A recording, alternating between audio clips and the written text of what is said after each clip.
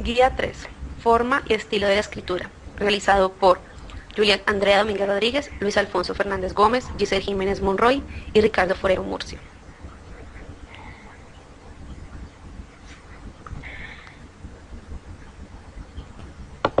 El ejercicio de la escritura es en sí complejo y requiere una planeación textual que parte del propósito comunicativo del autor, narrar, persuadir, informar y de la elección del tema que se desea comunicar.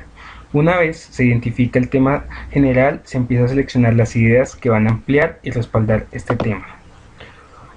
Por otra parte, la forma en que se distribuyen esas ideas configura la escritura del texto. Esta organización generalmente comprende un título, una introducción en la que se esboza de qué tratará el texto, un cuerpo o desarrollo del planteamiento al que se le da suficiente ilustración y soporte mediante párrafos donde se desarrolla una idea y finalmente un cierre textual que puede retomar los puntos principales desarrollados dentro del texto, plantear una conclusión, una síntesis o incluso dejar el tema abierto para la posteridad. Estilos. Es la forma particular utilizada en un escrito, así como hay modelos de texto, hay modelos de estilo. Es como el autor utiliza para hacerse comprender. Entre los estilos encontramos el estilo sencillo, realista, que se utiliza en Lazarillo de Tormes. La estructura de Lazarillo es una novela que está escrita en forma de epístola autobiográfica, en una carta dirigida a un destinatario al que se alude como vuesa merced, y en ella Lázaro relata su vida desde el principio. Es un relato escrito en primera persona. El estilo es un lenguaje natural, sencillo y muchas veces coloquial. Es realista con estilo llano y con giros y refranes populares. Estilo natural y clásico de Cervantes. El clasicismo demuestra armonía, proporción, equilibrio y naturalidad. En él predomina el lenguaje y el estilo natural. Da importancia al diálogo y el lenguaje de la época. Estilo barroco, culterano y conceptista. El culterano representado por Góngora y el conceptista representado por Quevedo. El culteranismo está centrado en la forma, en la complejidad, en el orden sintáctico, vocabulario muy ornamental y ostentoso, juego de palabras, fantasías, sonidos y formas. Busca crear un mundo de belleza absoluta con valores sensoriales. De conceptista encontramos a Quevedo. El conceptismo da más importancia al fondo que a la forma. Opera especialmente sobre el pensamiento abstracto, búsqueda de lo nuevo y extraordinario para excitar la inteligencia y provocar la admiración. Juego de pensamientos y asociaciones como prueba de agudeza. Entramos, primer domingo después de Cuaresma, en poder del hombre de la vida, porque tenía no admite encarecimiento.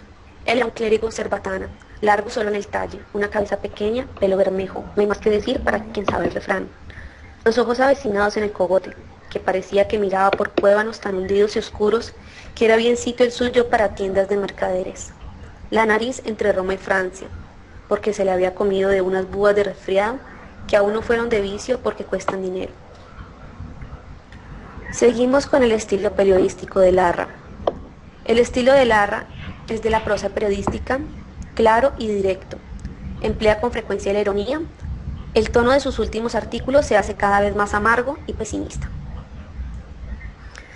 De Larra tomamos horas de invierno. Escribir y quedar en el centro de la civilización y de la publicidad, como Hugo y Lerminier, es escribir. Porque la palabra escrita necesita retumbar, y como la piedra lanzada en medio del estanque, quiere llegar repetida de onda hasta el confín de la superficie. Necesita irradiarse como la luz del centro a la circunferencia. Escribir como Chateaubriand, una apuntación, es escribir en un libro de memorias, es realizar un monólogo desesperante y triste para uno solo. Seguimos con el estilo naturalista de Clarín. El estilo naturalista de Clarín, estamos tomando La Regenta como su obra cumbre. Esta se destaca por gran riqueza de personajes y planos secundarios.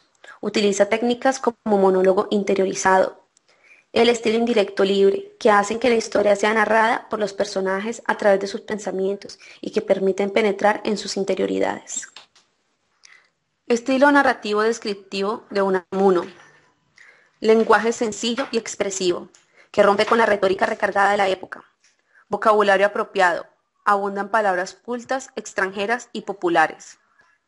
Predominio de la oración simple, concisa y breve, evitando los párrafos largos y la subordinación. Su estilo no tiene un claro propósito artístico. Es seco, robusto y no siempre elegante, pero extraordinariamente exacto e incitante. La novela es el género que utiliza para expresar sus propios problemas personales, como la sed de inmortalidad, el sentido trágico de la vida y la lucha entre la razón y la fe. De Unamuno encontramos niebla. Era una casa dulce y tibia. La luz entraba por entre las blancas flores bordadas en los visillos. Las butacas abrían con intimidad de abuelos hechos niños por los años sus brazos. Allí estaba siempre el cenicero con la ceniza del último puro que apuró su padre. Y allí en la pared el retrato del padre y de la madre. La vida ya hecho el día mismo en que se casaron. Seguimos con el estilo narrativo actual de Bioy Casares. Utiliza fantasías y en acontecimientos inexplicables. Cultiva un estilo depurado y clásico. Su literatura se caracteriza por ofrecer una versión periódica del relato fantástico o policíaco tradicional, consistente en observar lo irreal bajo lentes humorísticas. El estilo narrativo actual de Bioy Casares, vamos a tomar un fragmento de Una magia modesta. En camino del hotel se dijo que no había que confundir gente que uno conoce con gente que reconoce por haberla visto en la calle, o en un negocio, o en el hotel. En esta categoría podría incluir a un hombre, un perfecto desconocido, a quien esa misma tarde en diversos lugares había visto no menos de 3 veces. Volvió al hotel, se recostó en la cama porque estaba cansado. Cuando despertó, comprendió que faltaba poco para que cerraran el restaurante. Se arregló frente al espejo y corrió abajo. Cuando llegó, no había ninguna mesa ocupada. De nuevo, no le trajeron el menú. Le sirvieron un plato de macarrones y después costite, una carne con hueso. De todos modos, no fue el último en llegar al restaurante. Antes de que le sirvieran los macarrones, entró ese hombre que había encontrado el de cabeza casi rapada, parecido al secretario vitalicio del club de tenis. Redacción y estilo. En la redacción interesa el tratamiento del tema, la ordenación y la orientación de las ideas, pero es imprescindible la elección de los materiales como cuando se hace una edificación. Los textos son formas de producción de la comunicación escrita, dentro de la cual se destacan 2 tipos de disposición textual que son deductiva, que va de lo general a lo particular, inductiva, que va de lo particular a lo general. Bueno, ahora vamos a ver la composición de un texto. Tenemos en cuenta que cuando escribimos un texto debemos tener en cuenta los siguientes factores. ¿Para qué se escribe? Debemos saber que para la forma en que se escribe es dependiendo a la persona a la que está dirigida. Si es para un niño, si es para un filósofo, debemos utilizar cierto vocabulario y ciertos parámetros para que ese mensaje sea entendido. ¿Sobre qué se escribe? Debemos saber que cuando vamos a empezar a hacer un texto, debemos empezar a ver si vamos a escribir sobre algo serio, sobre algo que va rayando en la fantasía, y de acuerdo a eso vamos a dirigir nuestro escrito. ¿Y con qué estilo se escribe? Como le dijo nuestra compañera, hay diferentes tipos de estilo, y esos tipos de estilo van variando dependiendo de la persona y de la época en la que se está refiriendo. Las partes de la redacción. La presentación o parte introductoria. Esa es la que se va a dar un prefacio o prólogo, que en últimas, para el autor o para la persona que lee, es la misma parte en la cual se indica de cuál es el contenido del texto. En el cuerpo o parte central se va a desarrollar esa introducción y se van a hacer una especie de desenlace y exposición del problema en el cual se está tratando el texto. Conclusión o parte final. En la conclusión se da los puntos o conclusiones en los cuales se va a dar solución a la problemática planteada en el texto, y en el cual se dejan unas características específicas ya expuestas y claras y ya desarrolladas. Características de la redacción. Para tener una buena redacción tenemos que tener orden, claridad y brevedad, intención comunicativa y estrategias que despierten interés. Esas características son necesarias para lograr que un texto sea cohesivo y logre que la persona que lo lea pueda entenderlo perfectamente. Cuando hablamos de la revisión y corrección de textos, nos referimos a la claridad, cohesión y coherencia que damos a la forma y contenido de un manuscrito original con el fin de volverlo inteligible para el lector. Claro está que las correcciones se realizan más en el formato, la precisión fáctica, en la forma, más que en el contenido, por razones de mantener el sentido y sello personal del autor. Por lo tanto, se harán dos lecturas, una para revisión general y otra detallada para las correcciones, para las transformaciones que haremos. Por lo tanto, hablamos de 4 planos fundamentales que se complementan, que son la cohesión, la coherencia, la forma y el contenido. En cuanto a la cohesión, hablamos de una revisión que hacemos a la estructura superficial, al plano de la forma en el texto, siguiendo criterios formales sobre lo que conocemos de la expresión, la sintaxis, la ortografía, el estilo, la ortografía, es decir, los efectos de la colocación de las letras y signos, de los espacios entre letras o palabras, los ajustes en la forma, el efecto global de los bloques de texto y cómo se distribuyen en el mismo. En cuanto a la coherencia, como la organización secuencial y estructurada de los contenidos, es decir, en la cohesión estamos viendo una estructura superficial y en la coherencia una estructura profunda. La coherencia está ligada al plano del contenido, en la cual la interpretación semántica de cada enunciado depende de la interpretación de los que le anteceden y los que siguen en la cadena textual, y en la adecuación lógica entre el texto y el contexto. Por eso un texto es coherente si en él encontramos un desarrollo proposicional lógico, es decir, si sus proposiciones mantienen una estrecha relación lógico-semántica. En cuanto a, esto es la revisión, en cuanto a la lectura general, la forma, la estructura superficial, que es la cohesión. Y en cuanto a la lectura detallada, el contenido, la estructura profunda, que es la coherencia. En cuanto a las transformaciones que hacemos, a las correcciones que hacemos al texto, estamos buscando un perfeccionamiento del texto para que este sea claro, exacto, coherente y uniforme. Por lo tanto, es importante que eliminemos y evitemos incoherencias en la parte gramatical y ortográfica. Estas rupturas lógicas y organizativas, estas incongruencias y divagaciones, son en las que tenemos que intervenir como correctores y respetar el sentido textual, respetando siempre la intención del autor.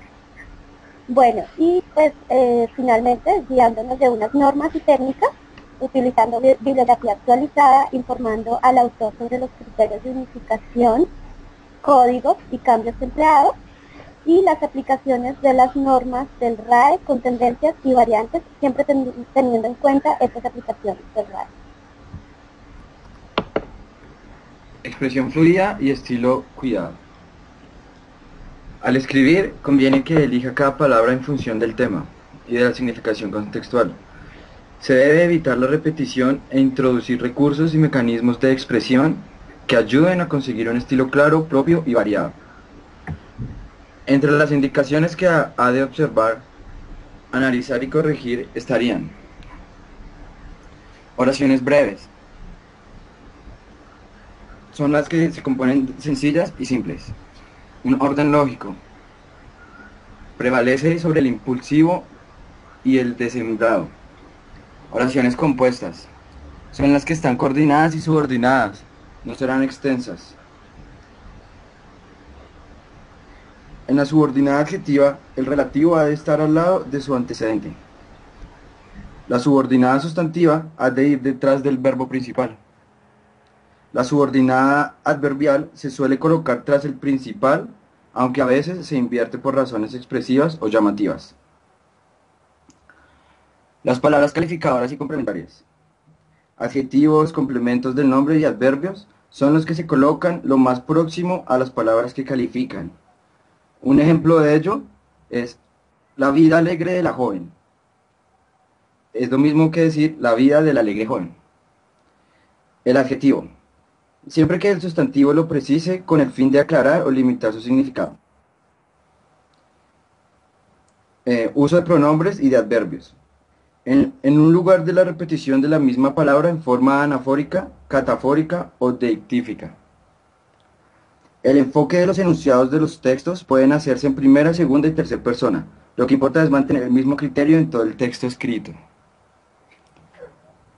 Este enfoque se puede realizar, como se dice, en primera, segunda y tercera persona y no se pueden cambiar las interpretaciones. Ahora vamos a ir a los recursos de estilo que debemos atender.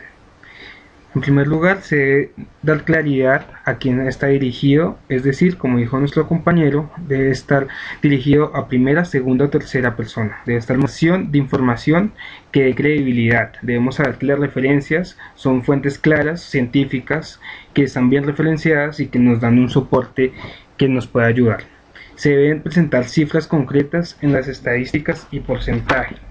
Eso nos explica que nosotros debemos tener un claro balance de las estadísticas y los porcentajes que tienen ciertos datos, y estas cifras concretas en porcentajes deben estar aproximados. Las cifras deben escribirse con letra hasta el número 10, con letra o número hasta el 20 y con número del 20, excepto la edad. Los números de más de 3 cifras, millares, millones, etc., se separan con punto. Sin embargo, los números decimales se separan con coma en la parte inferior. También debemos tener en cuenta que se deben presentar cifras concretas en las estadísticas de porcentaje y las referencias deben estar bien definidas. Por otra parte, añadido a esto, los recursos de este texto presentan un desarrollo ordenado, donde la información se distribuye en estructura que presentan los párrafos que la integran. Debemos tener en cuenta que la ordenación de las ideas orientadas a resaltar la información deseada se mide mediante párrafos. Estos párrafos deben tener una unidad de pensamiento claro. Cada párrafo debe tener una idea o tema central. Las ideas secundarias deben ayudar a dar sentido al tema central. Utilizar un vocabulario adecuado. Eso significa que debemos dejar de lado las palabras que son vulgares. Debemos tener palabras recapitulativas que ayudan a descubrir el tema del texto y usar marcas tipográficas como lo son la cursiva, la negrilla y subrayar. Por último, debemos tener en cuenta que se debe escribir con orden, claridad y corrección. Debemos evitar las palabras negativas, las palabras que contengan elementos discriminatorios, que descalifiquen, que difamen o usen groserías. Debemos evitar palabras vacías de contenido. En cambio, tenemos que utilizar las palabras que tengan significado pleno, usando variedad de términos, y adecuar el lenguaje a la finalidad del texto. Palabras y expresiones que ofrecen dificultad. En el proceso de revisión y de corrección debemos repasar los usos frecuentes de expresiones y de palabras que infringen la propiedad léxica y la corrección gramatical. Para ello, disponemos de un conjunto de expresiones características. Nuestro grupo compartirá con ustedes un conjunto de expresiones comunes que no están bien hechas y que las debemos utilizar como se debe.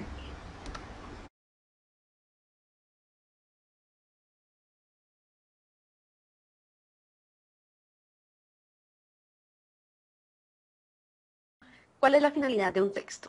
Los textos representan ideas por escrito y su finalidad depende de la naturaleza y la forma que adquieren. Por lo tanto, pueden ser informativos, didácticos o literarios. Y dependiendo de su identificación, se contribuye con el grado de formalización, las modalidades utilizadas, el género y la intención comunicativa y su estilo. Existen unos modelos de textos normalizados que se utilizan, unos tipos de textos muy utilizados por los hablantes, donde se pueden contar hechos, se describen la realidad, se dan opiniones, donde se puede razonar y donde se pueden sacar conclusiones.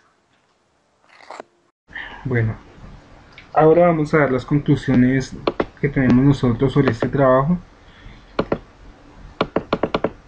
Yo voy a comenzar sobre mi tema, redacción y estilo.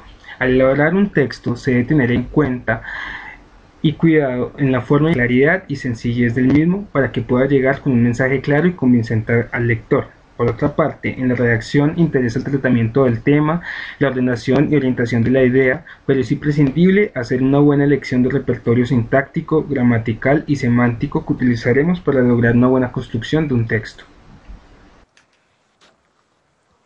Después de conocer la expresión fluida y las expresiones que ofrecen dificultad, podemos decir que disponemos de una gran ayuda para poder conocer más la lengua. Las explicaciones hechas nos llevan por el gran camino de la ortografía y el saber escribir coherentemente. La finalidad en sí es escribir, y por ello podemos expresar ideas por escrito claras. Estas formas de relacionar todos los datos para formar una escritura concreta, al escribir nos lleva a entender y expresar correctamente el habla.